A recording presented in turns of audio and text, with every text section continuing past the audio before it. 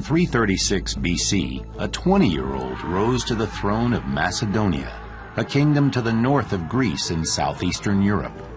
Within 13 years, Alexander III created the most powerful empire the world had ever seen and earned the title Alexander the Great. When Alexander was a boy, his father, King Philip II, brought all of Greece under his control. Alexander learned military skills and leadership from his father. But he also had another teacher, Aristotle, the legendary Greek philosopher. Aristotle gave Alexander a classical Greek education and taught him the importance of learning and the arts. When his father was assassinated, Alexander succeeded to the throne and began to plan the fulfillment of his father's most ambitious dream. One of Alexander's first actions as king was to put down a growing revolt in the Greek city of Thebes. He sacked the city as a warning to anyone who questioned his leadership. The news spread quickly. When Alexander's troops arrived in Athens, few opposed them. Alexander offered the Greeks a shrewd proposal. If they gave him men and supplies for his army, he would march against the Persian Empire and liberate the lands that the Persians had taken from Greece. In 334 BC, with his army of 35,000 Greek and Macedonian soldiers, Alexander began one of the most successful military campaigns in history. His troops won their first victory over the Persians at the Granicus River. They then swept across Asia Minor, taking city after city. In 333 BC, Alexander met the forces of the king of Persia, Darius III, in Issus in northern Syria.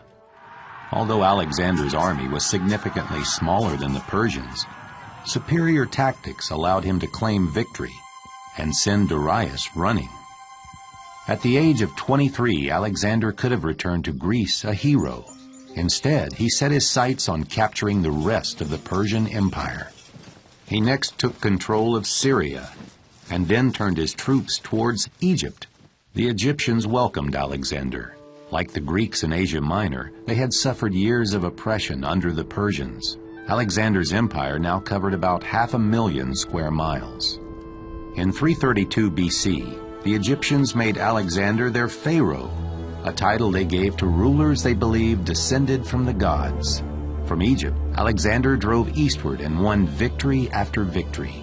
In 331 BC, he captured the Persian city of Babylon. Over the next few years, his army conquered the easternmost provinces of Persia. He then pushed even further east over the Hindu Kush into India before returning triumphantly to Babylon. Wherever Alexander and his army went, they brought with them the achievements of Greek culture. They built a new city on the banks of the Nile, Alexandria. Like cities in Greece, Alexandria's streets were laid out on a grid.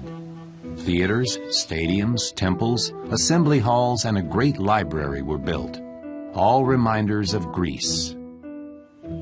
All across his empire, Alexander founded new cities, most of them named after him.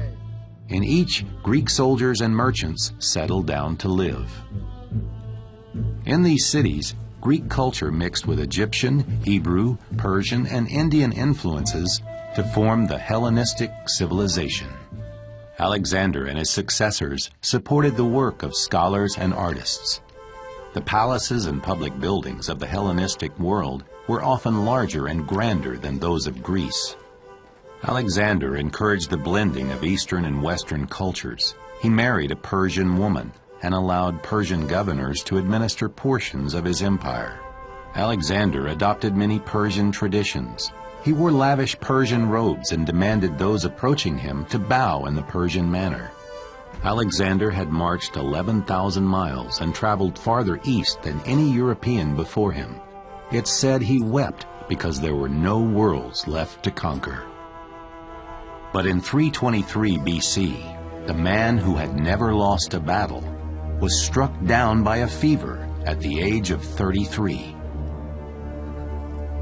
Alexander died, and soon his empire crumbled. But the memory and cultural achievements of Alexander the Great lived on. Alexander's conquests spread Greek culture and led to the creation of Hellenistic civilization. This mixture of Western and Eastern cultures endured and thrived.